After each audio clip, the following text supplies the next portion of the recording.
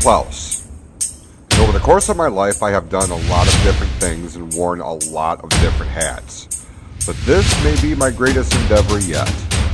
I may go on rants and I may go on sidebars, but we're going to talk about how we can make a positive difference for ourselves and for each other.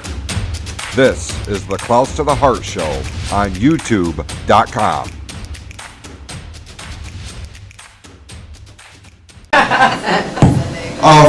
First of all, the ones that are here, thank you for coming, spending part of your day to be here. Hopefully you take something away from this that you can apply to tomorrow, to the next day, moving on.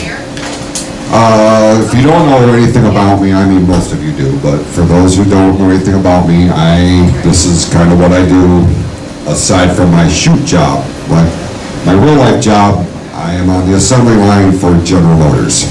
So I have more than enough motivation on what not to be, because that is a very toxic environment. So I gain a lot of my motivation on just observing, not just at work, but in real life too. And I have tried I'm very much a silver lining guy. I try to find the silver lining in every possible situation, and I maintain that there is silver lining. Even if you have to look a little bit deeper into it, there's always a silver lining in something, no matter what it is. At least that's been my experience. Now, in 2020, I decided, before the whole world shut down, I decided I was going to start really expanding on motivational speaking. And this comes after, or in the midst, or towards the end of a 28-year career in professional wrestling. You wouldn't think professional wrestling and motivational speaking go hand in hand, but it was my work in professional wrestling that allowed me to get comfortable doing this in front of live crowds, right? And when you're a wrestler, you have to talk. That's how you sell yourself. And I got used to talking in front of live crowds, even though as a wrestler, like I was a gimmick, I was a character, I was trying to sell the show or sell the match or whatever. Like, well, why can I not do that in a more productive manner? So I started the Clouse to the Heart YouTube channel, and it started to gain a little bit of attraction. And in January of 2020, I did my first live show at Fisher Hall in Frankenmuth. And I'm like, okay, this is something that I think I can do. I can expand on. It seemed to resonate. People need good news. They need good vibes, because I feel like, and this is before the whole damn world shut down with COVID, that we need reminders that there is good in the world. Because our society, even before the pandemic, our society thrives on negativity for whatever reason. I don't, and I'm still trying to figure that out. Like, why are we so hell-bent on focusing on everything that's going wrong in the world instead of trying to make a difference on how to make things right in the world? We get one shot at life here. You know what I'm saying? And if we have one shot at life, at least for me, I try to maximize my minutes. Like, you will hear that. If you've heard my podcast, if you've heard me do anything on the public realm, that is not just a catchphrase, that is like a mantra. You maximize your minutes, because you just never know when it's all over. You know, that's why I make a point to let the people that mean anything to me know what they mean to me, because I never want anybody to know, or, you know, I don't want them to question, geez, where do I fit in his life or whatever. If you mean something to me, I let you know that. Almost ad nauseum, you know. I will go up and down the line at work. If I see somebody that's having a bad day, or I pick up on, I'm very much a vibe person too. If your aura is off, your vibe is off, like, I will make a point to do something to try to boost your spirits. You know, hey, if nobody told you today, you're pretty fucking awesome. Oh, this is, I guess I should say too, seeing as how there's no kids in the crowd, you get the raw version of me here today. Hell yeah. I'll try to keep it, PG-14, but sometimes I go on these rants and I can't, it just happens. So I feel like there is enough good in the world that we need people to put that in the spotlight instead of worrying about everything that's happening that's wrong in the world. You can go on Facebook, you can go on Twitter, you can turn on the evening news, you can go on the radio, like there's something catastrophic happening.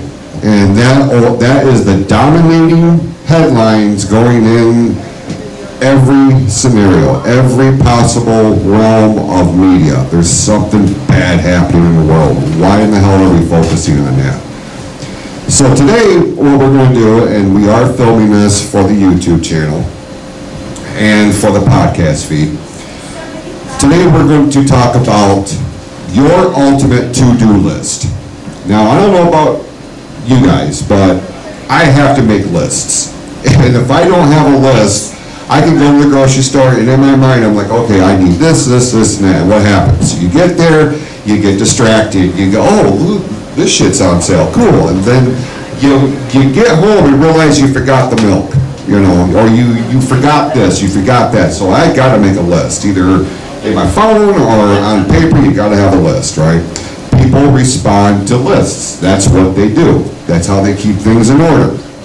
So today, I'm going to present to you your ultimate to-do list.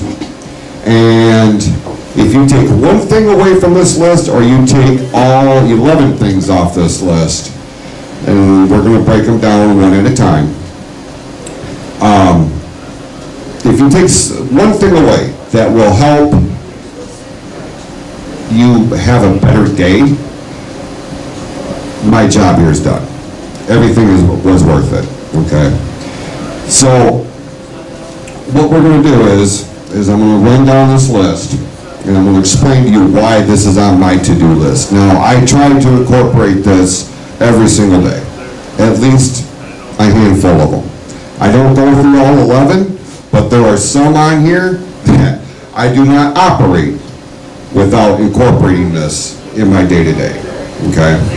Because anybody who knows me on a personal level knows that, it would be real easy to get sucked into a vortex of negativity, and I can't live my life like that. Like, I've spent enough of my life being unhappy and dealing with turmoil and controversy and drama.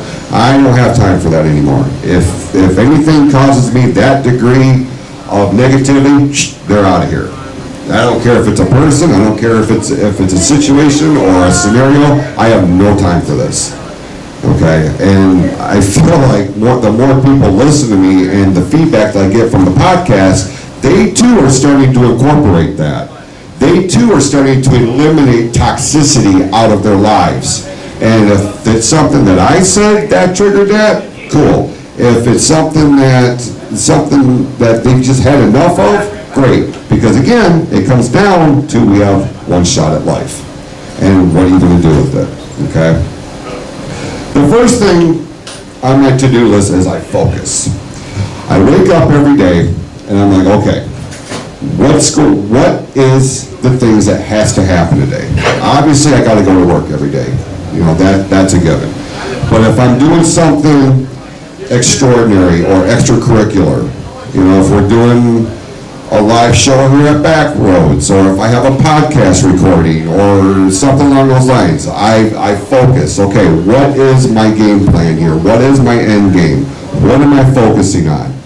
Well, I'm focusing on I have to interact with people. I have to conduct an interview. I have to go out and correspond with somebody. That takes focus, because anybody, especially people who are easily overstimulated. And in this day and age, that's becoming a more and more common thing. There's just so many bells, whistles, sights, sounds. Everything is trying to get your attention. Everything is trying to garner some sort of attraction from you. So you focus. Okay, what's important, what's not? What is trying to get my attention for the best possible scenario and for the worst case scenario, and that will come into play later on in this list. Because some of these will intertwine with one another, okay? That's just the way it goes. So you focus, you set your focus, and you maintain that focus, especially if you are embarking on a goal, a dream, okay? What we're doing here, what I'm doing here, is part of that for me. This is embarking on a dream. This is what I want to do for my job. This is how I want to pay the bills. Because this is something that I'm passionate about. Working on the assembly line at GM pays the bills. That's it. They get me for 8 hours. That's it. Once I clock out, I don't give that place a second thought. If anybody contacts me about work-related stuff, and I mean, the first question out of my mouth is, am I being paid for this? If I'm not being paid for this, we're not having this conversation. Talk to me when I'm being paid for it, okay? That's the separation between work life and real life.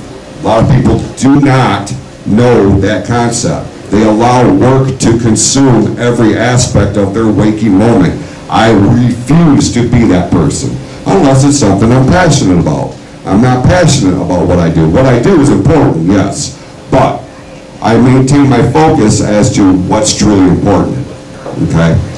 It pays the bills, it puts food on the table, it keeps the lights on, that's the end of it. I have more important things in my life that require my attention. And if I'm more focused on what's happening on the assembly line than what I'm supposed to be doing as a dad or a podcast host or a boyfriend or whatever my other roles are, my focus is askewed. And it's very important that we keep everything in focus, prioritize the different aspects of your life. The second one, and I'm not just saying this because he's here, but my second one on my to-do list is very much inspired by my father, who is here. Work hard. Now, my parents instilled in me very early on,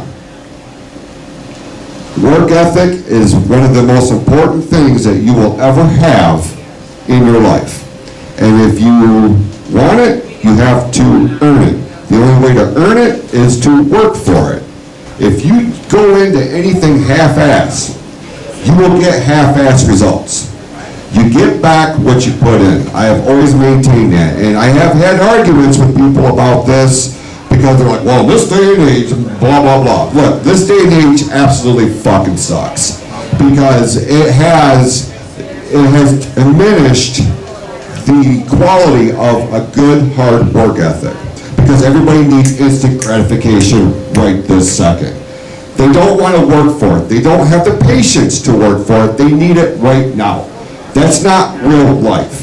I don't give a crap how many technological advances that they bring to our lives with cell phones, with computers, with the internet. The internet, I mean, we can trace everything back to the creation of the internet, to the deterioration of our society, straight up. I will argue with anybody about this because life was a hell of a lot simpler before there was the internet, before there was social media. Now, social media has good qualities. Social media has a lot more bad ones if you allow it to, okay? You have to work hard if you want anything in this life. Because anything that's easily handed to you is just as easily taken away, if not easier. I know that firsthand. I have seen it firsthand. So I've never, unless I have at absolute rock bottom, I don't ask for help for anything. Because I know if I need something, I need to earn it. And when you earn something through hard work, through a good work ethic, it means more to you. Because you put your time, you put your mind, you put your body, you put your soul into whatever it is that you're working towards. And if you don't go into anything with that and you just expect handouts and you expect people to do the work for you, whatever that end result is will never mean as much to you if you had worked for it yourself. These are basic fundamentals of life. I maintain this, I instill this in my children, I instill this in anybody that gives me the time of day to talk to them about why do you do what you do? How did you get to where you were at? Look, like I mentioned before, and I'll say it 1,000 times because it's part of my story. I built a wrestling company literally from the ground up with nothing. I had nothing. I had a dream.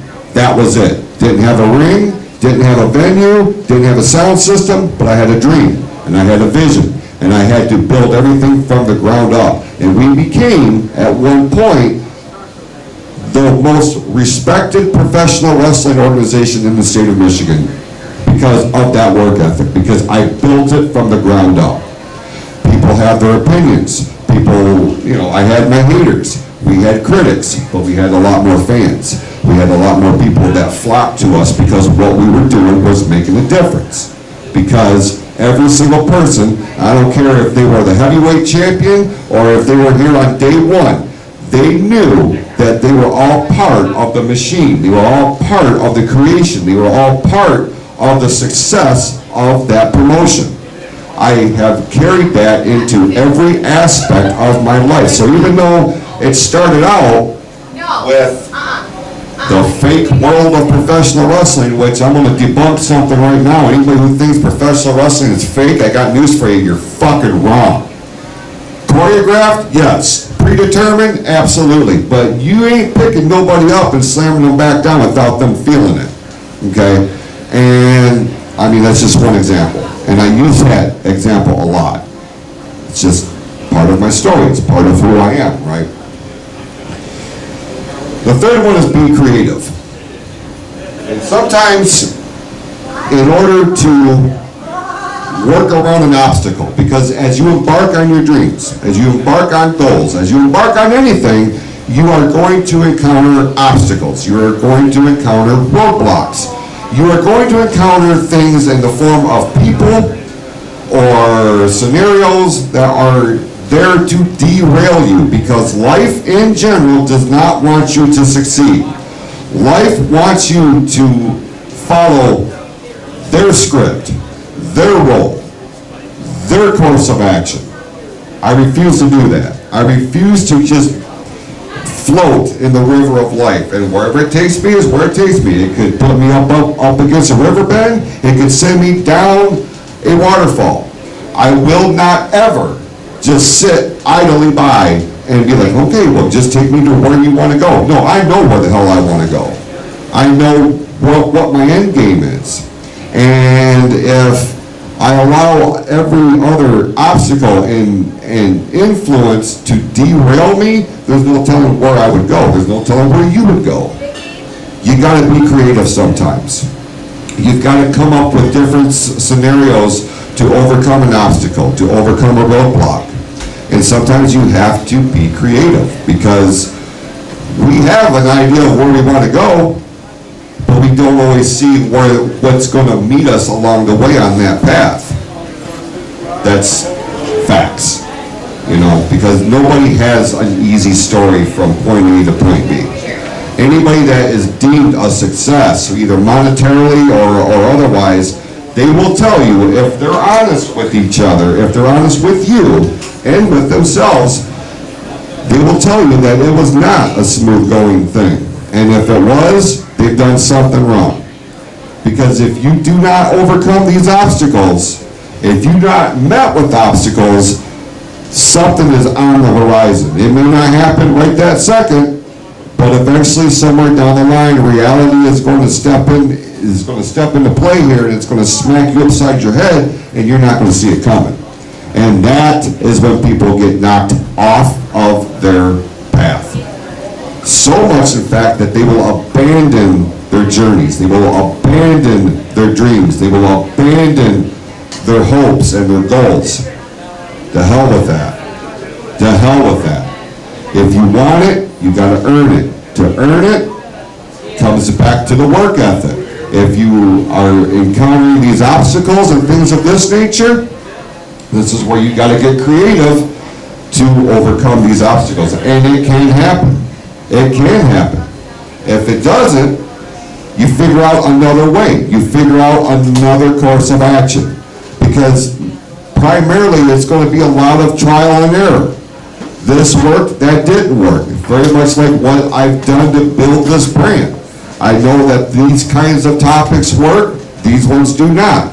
This resonates with one demographic of people, this one does not. So you kind of pick and choose and you kind of figure out what works for you. Sometimes I have to be creative.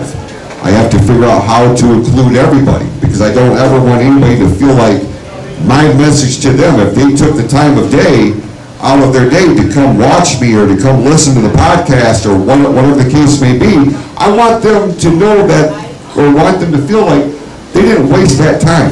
Time's very precious. Time's the one thing that keeps moving that we don't get back. And with so many areas and realms of entertainment and things that are trying to garner your attention, I want to make sure if you're dedicating that time to me, I'm giving you at least something. I'm giving you something that you're like, okay, I didn't agree with necessarily all of that, but I took that away from it, okay? So you got to get creative. Doesn't matter if it's in physical form, in mental form, sometimes it is a psychological thing. It is a war within yourself. How do we overcome this? You got to get creative. And some people will learn more about them going down that route than they ever thought that they knew, because they're forced to tap into something on their insides that they never had to before. But if it means anything to you, you will explore those options. You will tap into the recesses of your brain and your soul. It's just the way it is. People didn't necessarily wrote it like that, but if we're being honest with ourselves, that's what's happening. You have to. You've got to be creative. Fourth one is open your mind. Every single person in here, and every single person that's going to either watch this or listen to this, you know closed-minded people. Like, they are so set in their ways that they will never be convinced that anything else is happening. Like, everything is black and white. And I'm very much a black and white kind of guy. However, I do have the ability to open my mind. I have the ability to listen to people, to listen to different points of view. Because my journey is not the same as your journey. What you have gone through, I may not have any experience in. The kind of lifestyles that you have, the kind of people that you hang out with, these are not things that we all experience universally. We all have our individual journeys. We have different points of view, we have different philosophies, we have different opinions. Now, you go back to the social media thing and it seems like, okay, if you post your opinion on something, you almost get nervous about hitting that post button because you know there's that possibility of the backlash. And anybody that spends any amount of time on social media knows just how vile that can get. Okay, it doesn't matter what realm of social media we're talking about. It doesn't even have to be in social media. It could be in a face-to-face conversation. I work across the line from a guy. He and I do not always see eye to eye. We have philosophical differences. The way he feels about things on certain things, I do not. But I can open my mind and I can listen to him and I can hear his passion, and we can have an adult conversation about it, because that's what it comes down to. Communication. Proper communication. Not just something to be like, for me to stand up and be like, if you don't like wrestling, you suck at life. You know, I'm not going to, that's not me. But what I can do is, okay, you don't understand what you're talking about, so allow me to explain to you why it's this way, or why I feel this way about it. It happens several times over the course of our lives. It happens during sports. Michigan State Week is a big one in these parts. You're either a Wolverine fan or you're a Spartan fan. And if you are not on one side or the other, you are getting a barrage of bullshit in terms of some of the most vile things that I have ever seen and read over a football game, okay? Because at the end of the day, I'm not the one dressing up and going on the field. I support one team, yeah, but like I'm not gonna let that ruin my whole weekend. I'm not gonna let things like that ruin my day. I'm just not. I can open my mind and I can, okay, why are you a Wolverine fan or why are you a Spartan fan? Do you have some sort of personal tie? Do you just like the colors? Whatever the case may be. That's one example. Politics. Politics and religion are two of the things that I will not garner a conversation with, a heated one, unless I feel like I can have an intelligent conversation. I have my beliefs. You have your beliefs. There are people that believe in God, there are people that don't. I have my personal feelings, but I don't shove that down your throat. I don't shove that down anybody's throat. If you ask me a point-blank question, and I feel like I can have an intelligent conversation with you about it, then yes, I will embark on that. But the second you turn that conversation into something shitty, I'm done. Because nothing that I'm going to say is going to contribute or it's going to open your mind as to why I feel the way that I do, and vice versa. I feel like communication is so important. Proper communication can alleviate 99% of the problems that you face in your life, as long as it's done constructively, and you have to open your mind. You have to be of the mindset that you don't know everything. You don't have everybody's experiences. You can learn from other people, and it's okay to admit that you're wrong too, because there's been plenty of things where I have had my mindset on one particular aspect, but I had a conversation, and they were able to communicate where they're coming from and why they feel the way they do, to the point to where it made me feel like, oh, Jesus, I never thought of it that way. So I have an open mind. I can take that knowledge, I can take that information, and I can, it's either going to change my approach on it, or at least fundamentally I have a better understanding as to why this is the way that it is, or the way that they feel about that. It could be a completely different thing I never took into consideration. If I close my mind off, it just wouldn't register, and you've wasted my time. But I'm not like that, because I want to know what makes people tick. I want to know what makes them who they are. I want them to know that if you are invested in a conversation with me, you have my attention until it gets to a point to where you turn it shitty. Because again, and this will come down later on in the list, when you turn things to that nature, I check out. I just check out, because you've taken that conversation as far as you possibly can. And now you are demonstrating a behavior that I don't have any interest or time or effort to expand on. Okay? 5, this is kind of what makes the whole brand for me. Spread positivity. Now, Cassandra is real big on this, and this is why she and I clicked the way that we did. Spreading positivity is one of the things that can make the biggest impact on somebody's day.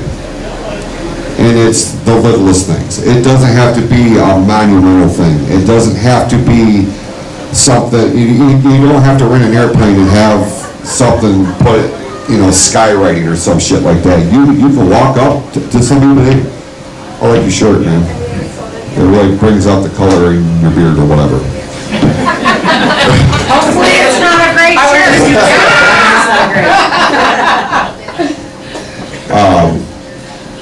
It could be something very simple. It could be something very simple. It could be something, you could buy somebody a cup of coffee and you have totally turned their day around. Because we don't know what everybody's going through in every single day. People are dealing with things that nobody else knows about because they have elected to keep that private. They've elected not to to display that on a public realm, social media, for example.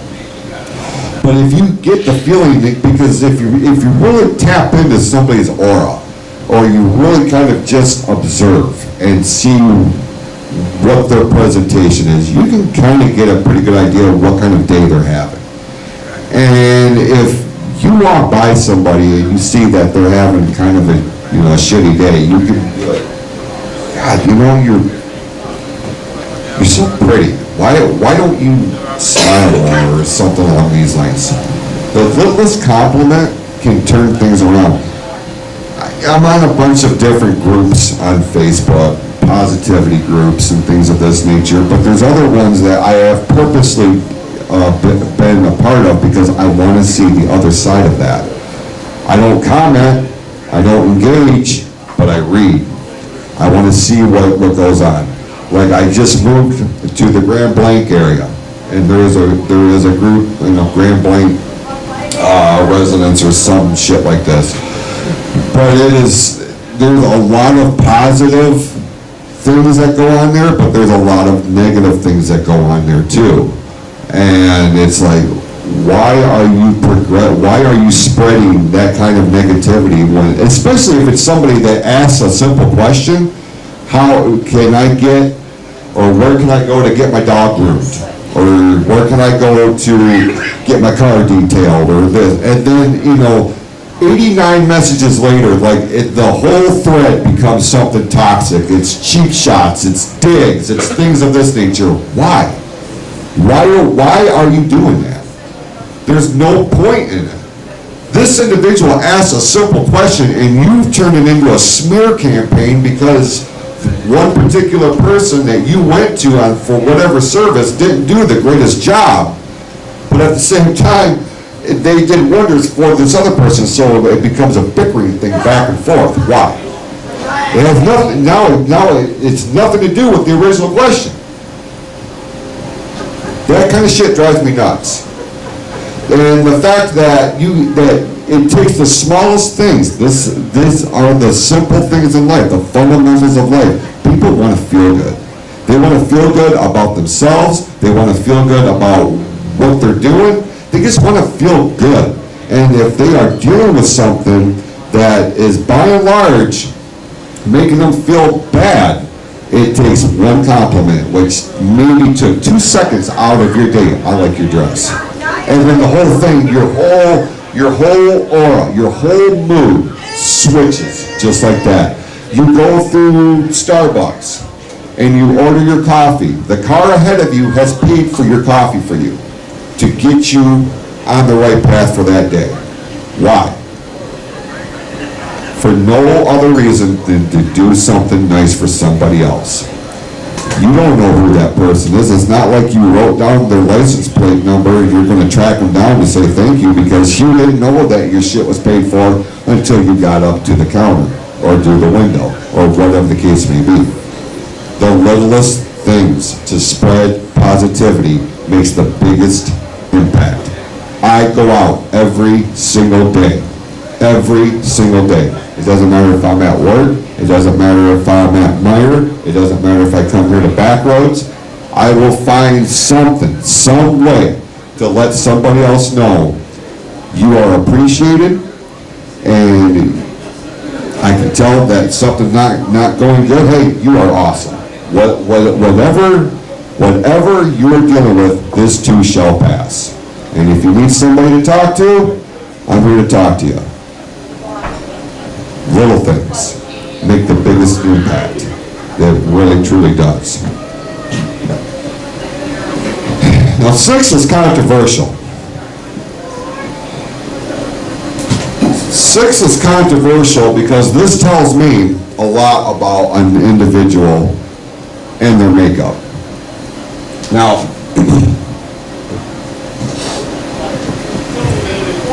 number 6 on my to-do list is stay away from drama. People, you either thrive on it or you try to avoid it. I avoid it. I cannot stand drama. I do not want to be a part of drama. I have put myself in enough situations in my 47 years of existence to tell me that me and drama don't get along. And it has caused a lot of life-altering situations over the course of my time. And like, when I was younger, I was full of piss and vinegar, man. Like, I did things that my dad would probably hang me for if he knew.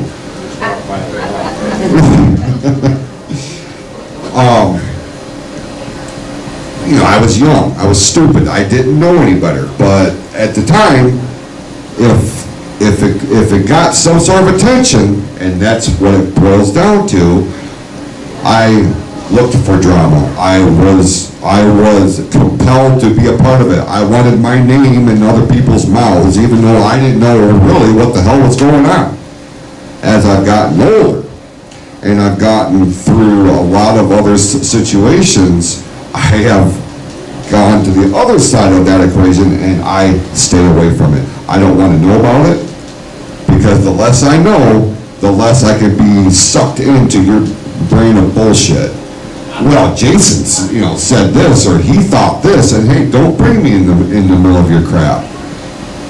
You do you, and I'll be over here being awesome, because I don't want any part of this. Number one, it's exhausting. Drama is exhausting to me. And, like, I'm tired anyway. I'm just worn down in general.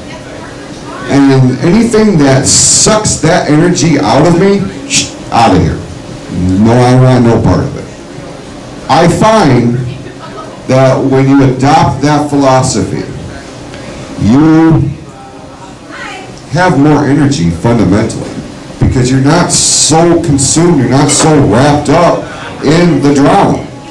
Now, there are other people, like, they have to know everything. They need to know every little detail. They want to know everything that's happening. They need to know the who, what, where, why. And if it's not juicy enough, they're going to throw in their own little spices to it to make that story a little bit more compelling. It's kind of like that thing we used to do in school where they would line us all up. I don't know if they did this with you guys, but we did an exercise, and I was in the 4th grade, and I will never forget this. They lined us all up down the hallway, our whole class. There was like 28 kids. The teacher told kid one sentence. By the time it got down to kid 28, that story, through the filtration of all those kids and putting their own little spices and shit in it, was a fraction of what it had started out to be. And I will never forget that. And that is when it started clicking at that very early age, that our words and our interpretation of them are very important. And as I've gotten older, I relate that exercise to the bouts of drama that I had been a part of, either intentionally or inadvertently. Now, at this stage of my life, especially when I work at a place like I do, where there's 5,000 people over the course of a 24-hour shift across all kinds of different departments, drama is very much on full display in a situation like that. And everybody knows I am the last person you want to bring on board with anything like that, because I will shut that shit down with the quickness. So if people want that kind of attention, and they need that kind of attention for them to feel important, that they will interject themselves in somebody else's bullshit, you're telling me what kind of person I do not want to hang out with. You are demonstrating that this is not in my best interest, because I don't need that kind of attention. I don't need that kind of thoughts in my brain, because it's negative. It's exhausting.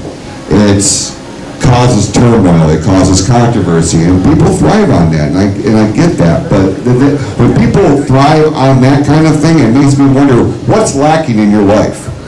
What is lacking in your life to where you feel like the only way to get some sort of attention or to feel important is to be a part of somebody else's bullshit? Because you need to be included in something. Something is not registering. Something is a void with you. And this is what fills that void. I got news for you. There's other ways to fill that void other than being a part of somebody else's drama. You would be much more better off in the long run, internally, externally, mentally, physically, if you eliminate as much toxicity and drama from your life as you possibly can. Number 7 is enjoy the little things. Kind of ties into what I talked about a little bit ago, but the little things in life are the most important things in life. I'll give you an example. Last night, we were here, we watched the live band that was playing here, and Gary brought me back here to kind of check out what the setup was going to be for today. And he was putting everything together, putting the tables up and doing the tablecloth things, and we came in here today to set up my stuff, which really a bare minimum, but like I still had stuff to set up. And I was like, it took me a second, that took about half an hour after we had gotten here and be like, holy shit, these are real flowers in these vases. When I first walked in, and when you first walk in, you're just like, oh, cute little touch, I felt like they were Hobby Lobby flowers or something like that. And I don't know what it was, like she and I were sitting there talking, and like I stopped talking, and I'm like, oh my God, these are real, like I had to smell one of them. And knowing that he put that kind of attention to detail and something like that meant everything to me, because he didn't have to do that. You know what I'm saying? But it's the little things in life. Another example is, when we all have things that we encounter every day that we're so used to it, it kind of seems like we take it for granted. We take advantage of it until it's no longer a thing. And it could be a number of reasons. It could be, it takes things like death for us to put life in perspective. And like, if you know my story, in the last handful of years, like that has been a dominant thing with me. And it has shaped and molded me into who I am here today. But it takes things like that really puts the little things in perspective. We have to take the time to enjoy the little things in life, because there will be a day where that one thing will not be there. And then you look back on all your wasted time and all your wasted energy and effort. Could be because you were so goddamn wrapped up in drama, you didn't realize what that one person was to you. Or something even on a smaller scale, like flowers. Like I was sitting on my balcony the other day, and I'm like, oh my God, there's leaves. I was at my dad's yesterday, and I was like, wow, there's leaves on the trees. Like, when did that happen? Like the other day, it seemed like they were still bare. And then I just happened to look. I went over there to grab my shoes for today, and I'm like, son of a bitch, there's leaves on the trees. And when I seen that, like, it made me feel warm inside, because it's like, wow, spring is finally here. Anybody that lives in the state of Michigan knows we've been waiting for this for quite some time. But it's the little things like that. It could be the sound of your child laughing. It could be anything that we take for granted, that we take advantage of. You gotta stop and smell the roses. It's not just a cute cliche, like that is a real thing. Stop and smell the roses. Because one day the roses ain't going to be there. And you will miss that. If you experience like the loss of somebody significant, like for me, anytime anybody brings up meatloaf, I don't mean the singer, I mean the actual food, like that reminds me of my mom. And I would give anything for my mom to make me a meatloaf again, like that was my birthday dinner every year, right? Little things like that, you know. It makes you appreciate the little things in life. So if you have that opportunity to stop and smell the roses, I certainly suggest you do that.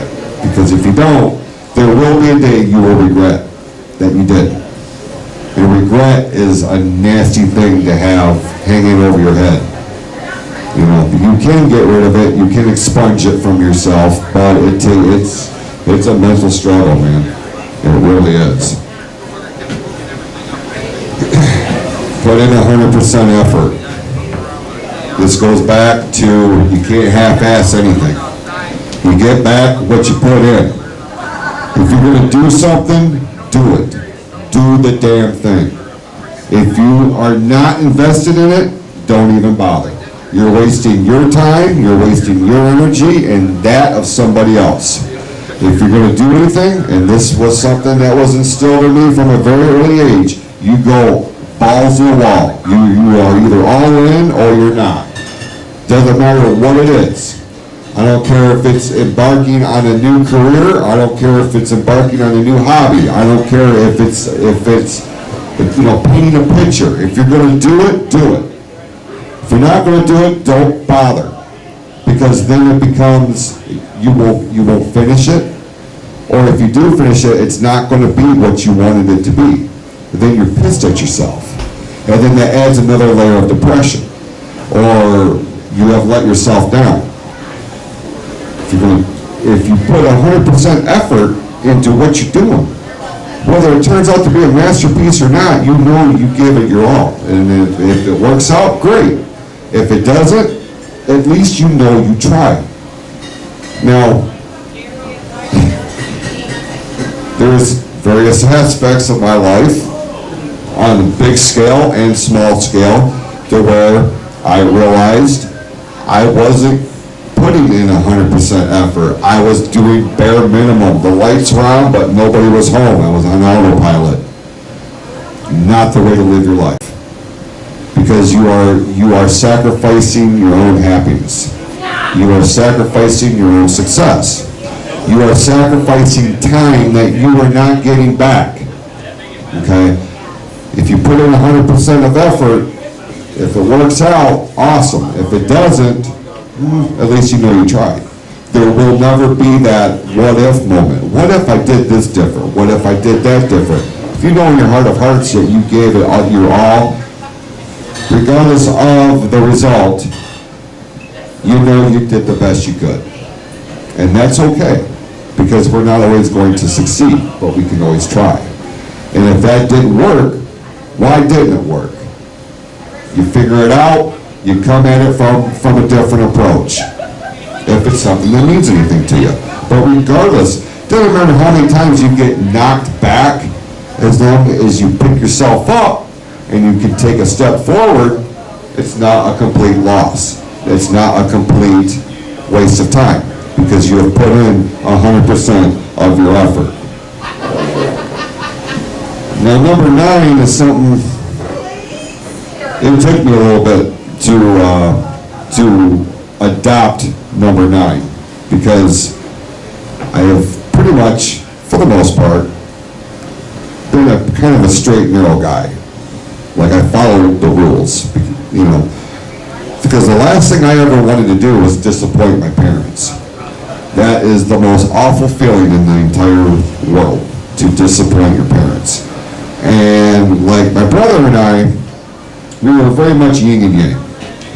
Like, I was the rule follower, he was not.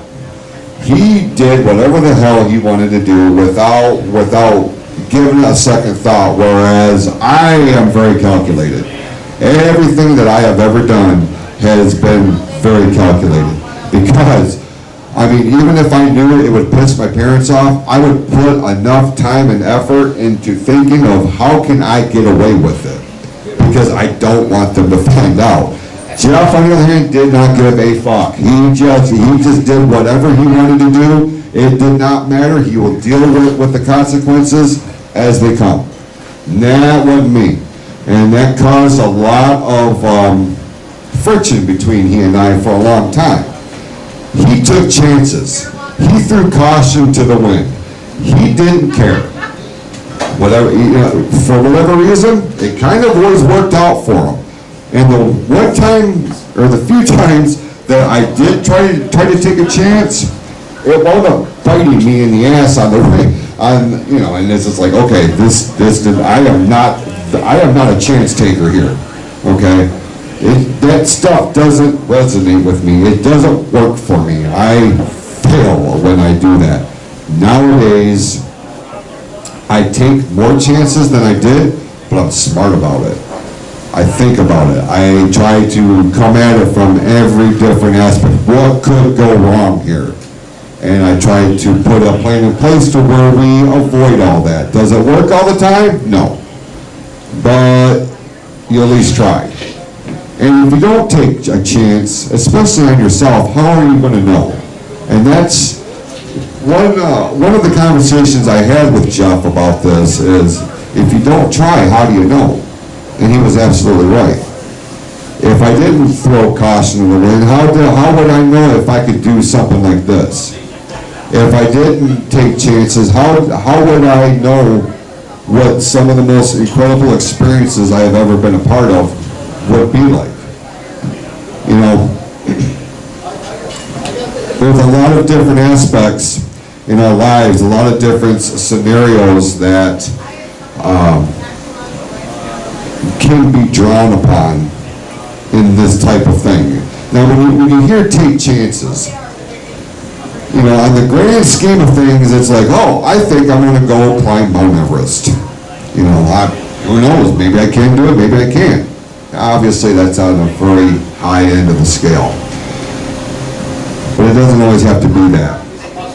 It can be something on a kind of a smaller scale, but in the long run, it makes a significant impact on your life. Like, that's one example. It doesn't have to be that monumental. But if you don't take a chance on yourself, you'll never know what's on the other side. You'll never know what's waiting for you.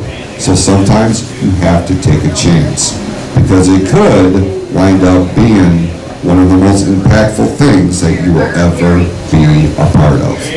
You just never know. Apparently, I don't know how to speak either, and I'm sober. See, I'm rubbing off on it. 2 more. Smile more. Smile more. Do you know that it takes more muscles in your face to frown than it does to smile?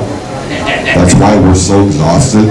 People who are unhappy for the majority of their lives or the majority of their days are more exhausted, because it takes more effort to frown than it would be to smile. Like, I said that to my kids and they think I'm joking until I had to Google it and had to prove it to them. But it is a scientific fact. Your smile, whether you think you have a nice smile or not, your smile can light up an entire room. It can light up somebody's day if you just smile at them. And when you smile more, you feel better. Could be because you're not as exhausted, personally, but there's something in our everyday, if we choose to focus on it instead of the blanket of negativity that we allow our lives to be dictated by. There is something in every day to smile about. Number one, you woke up today. Okay? That's your first blessing every day. You woke up today, you get a chance to experience a new day. A lot of people didn't. A lot of people didn't. They didn't know it, but they did. You did. Everything else is cream cheese after that. Okay? Now there will be different things, there will be different obstacles and things that will try to derail your happiness on that day. And there are things that are just out of our control, and we are going to have bad days. I don't want to sit up here and be like, hey, everything in the world is great. You just choose to look at it from a shitty point of view. No, that's not right. And I know that's not right. But how we go about it, we do have control over it. There's something every day that we can focus on that generates a smile. Could be puppies playing. Could be a baby, laughing. Could be anything. It could be like something like real flowers in a vase. I mean, it's the little things like that make you smile. Smile more. Smile more and show the world that everything's not all doom and gloom. Because when they see you smiling, more often than not, they will pick up on your energy. I've watched this happen right out there every time I've come out here for karaoke night. Like Cassandra is the beacon of this. Like she smiles and it puts people in a much calmer and a better mood. I've watched it unfold in real time. I've watched people walk in here, pissed off or unhappy or upset or something like that, nervous, anxiety, whatever the case may be, and she takes that time, could be 2 seconds. But she smiles at them and it completely changes their perspective on stuff. Like, I pick up on things like that. And there's a lot of people in my life that do that very same thing. Like, I could be feeling very shitty about something, but like if I hear my dad like legitimately laugh about something, I can't help but smile because he has an infectious laugh. And it makes me happy to know that whatever made him laugh that hard made him happy. It's little things like that. My kids, when I hear my kids laugh, that makes me feel good because that is pure happiness in its most innocent form. Because they haven't been jaded by the world the way we have. It could be something that they see on TV, some sort of joke or something like that. I may not understand it because, as my girlfriend likes to tell me, I'm old as fuck. But to them, it's the funniest thing that they've ever heard. And I love that. That puts life in perspective, that there is happiness.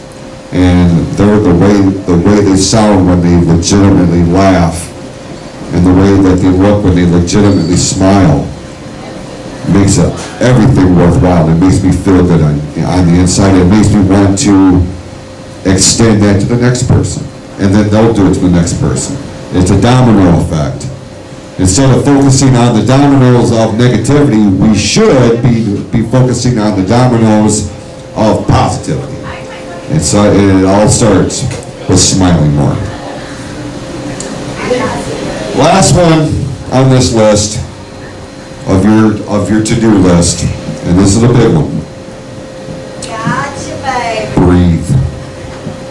Just breathe. Sometimes we get so consumed with everything happening, so consumed with all of the negativity, so consumed with what's not going right, so consumed about all of the ill feelings and things of this nature.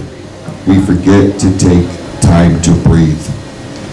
If you have to step outside for 2 minutes to distance yourself from a situation, to just take a breath, that right there can hit the reset button. And not just the scenario that you're dealing with or the situation, but life in general. Breathing is a fundamental of life. Like if we don't breathe, we ain't living, right? Like we can only hold our breath for so long. But you give yourself that reset minute. Take it in, breathe it out. It will make a tremendous difference in your day. Sometimes you feel like you're overwhelmed. There's just so many things and people and scenarios that are vying for your time and attention. You're a parent, you've got kids in sports, they've got school, they've got homework. If you've got multiple kids, you've got this times however many kids you got, right? Prom season's coming up and homecoming when that's a thing, and I gotta get the kids to soccer practice, and one kid's got soccer practice at this time, the other one's got dance and another one, so you're trying to figure out how to make all the ends meet up. You're trying to figure out how to be in 3 different places at one time. It gets overwhelming. Oh, we gotta make dinner. Oh, we gotta go run to the store to get shit for the project that's due tomorrow that the kid knew about 5 weeks ago, but they waited until the last minute to tell you about it. That happens. That's real life. Sometimes you just need to take a second and breathe. Okay. Prioritize. Time sensitivity. What do we got to do? How do we make this happen? Sometimes you may have to call upon help. Sometimes you may need to call upon any uncle, neighbor, whoever to run or to pick Billy up from soccer practice so that you can go get Jezebel from dance. Doesn't matter. I meant to say Jasmine, and why Jezebel came out, I don't know. And I haven't even been drinking today. Be that as it may. There's always an answer. Okay, sometimes you just have to stop and breathe. You give yourself that minute to reset, things become crystal clear, or you get some degree of clarity as to how to make everything come together. It does happen. It can happen, it will happen. You apply any of these 11 things into your everyday. Could be 1, could be 11, could be 5, it doesn't matter. You apply at least one of these things, I promise you, you will have a better outlook on that particular day in some way or another. Now, here's my shameless plugs, because I have to get those in.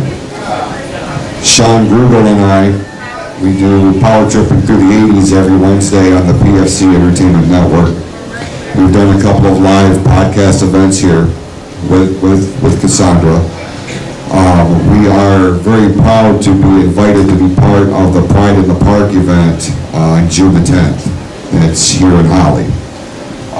More information on that is going to be made available in the coming weeks, so we'll stay tuned to our social media accounts for that. I and Claudia Edwards are going to be on ONTV this coming Friday. You can watch that, facebook.com/Orient ONTV. It starts at 6 o'clock. We do a one hour live TV show every month, and we try to focus on the silver lining in life. And he's as positive of a person as I've ever known. And all of our podcasts are available on iTunes, Spotify, Google Podcasts, and Anchor.fm. Just look for PFC Entertainment Network. Now, in closing, as we put a bow on this, thank you for those of you that came out today, for those who are watching and listening, either the podcast feed or YouTube. Hopefully, you took something away from this that you can apply to your everyday. I appreciate each and every one of you. Thank you from the bottom of my heart, and hopefully we'll be able to do this again sometime soon. So thank you very much.